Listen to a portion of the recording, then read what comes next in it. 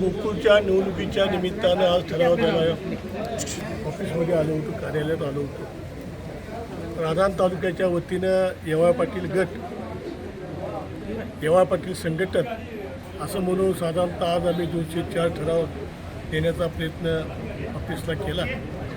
उद्याच्या दिवसामध्ये सुद्धा 10 ठराव येण्याची शक्यता ते सुद्धा आपण देऊ.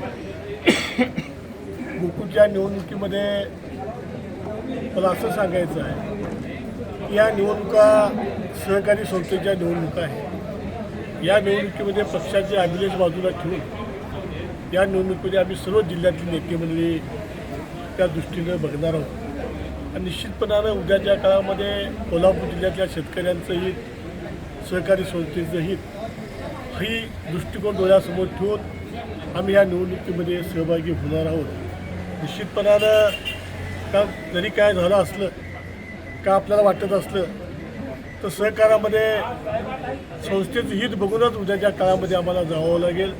या कोल्हापूर जिल्ह्यामध्ये गेली 25-30 वर्ष राजकारण करत असताना जिल्हा मध्यवर्ती बँक असेल, गोकुळ दूध संघ असेल, कृषी उत्पन्न बाजार समिती असेल, या सर्वच ठिकाणी शेतकऱ्यांचं हित कशामध्ये आहे अशी हीच भूमिका कायमपणानं गेली 25 वर्षामध्ये घेतली.